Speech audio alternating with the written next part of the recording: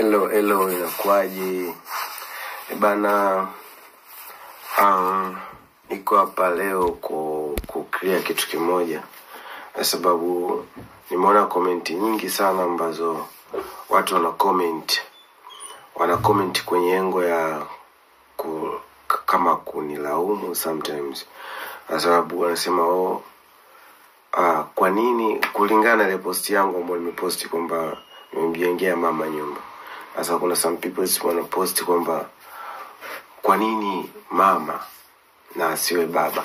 So inaniumiza kumjibu mmoja mmoja, unajua it's too hard kumjibu mmoja mmoja. Half comment ni nyingi. Watu washakuaga wengi.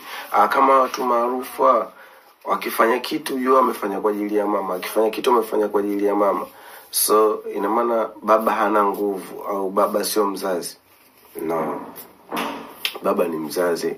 Sababu hata mimi sasa hivi ni baba, umeona. So baba ni mzazi na ana sifa zote, umeona. Lakini ukija kwenye maisha halisi ya familia, ni baba ambaye anatoka kwenda kumtafutia mama. Sijui unanielewa?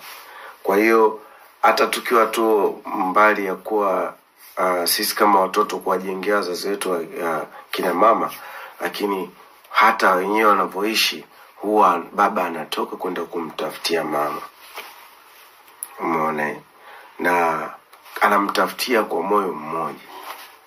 Sijui unanielewa? Kwa hiyo kumbe wazazi wetu au mama zetu ni watu walikuwa wamepangwa kutafutiwa.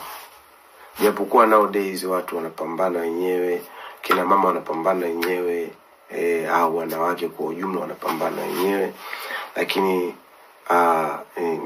sheria ni kwamba kina mama watafutiwe. Lakini hicho ni cha kwanza tu, ni kama nimetoa kama option. Lakini kuhusu mimi, ukweli wangu mimi kwamba mimi babangu alishafariki toka 2010, umeona. Kwa hiyo endapo angekuwa hai, basi ningesema namwajengea wazazi wangu hichi kibanda, umeona. Lakini kwa sababu alishafariki ndio maana nimesema mama. So ni clear hapo. Kwa hiyo si kwamba nimebagua mtu, hapana. Lakini kitu kingine, kwa historia fupi tu ya mimi na babangu. Mimi babangu nimemfahamu nikiwa na miaka 13. Umeona? Kwa hiyo tu hakika kwamba hata ule upendo kweli ningekuwa nao, lakini nisingekuwa nao kama ninavyompenda mama au bibi yangu ambaye amenilea. Huo ndio ukweli. Nimemuona nikiwa na miaka 13.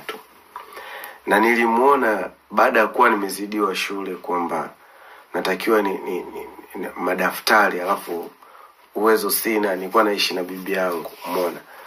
Kwa akaniambia mnenda kwa baba yako akakununulia madaftari. Nilienda, nakumbuka that time nilienda tukumwambia mzee anipe shilingi 3000. Lakini nilikaa 1 month ndio nikapata shilingi 3000 ya madaftari. Niliambiwa nisubiri, hana hela. Kwa nilikaa mwezi. Lakini kwa macho yangu na akili zangu nilikuwa naona mzee ana hela, lakini tuaitaka kidogo nisijue ni hustle au vipi. Sasa ile shilingi 3000 ndio hela ambayo nimekula kwa mzazi wangu, yani kwa babangu mimi, since I was born. Sijui unanielewa? Mpaka leo hii sijawahi pata 100. Mpaka mzee kaondoka nimetumia shilingi 3000.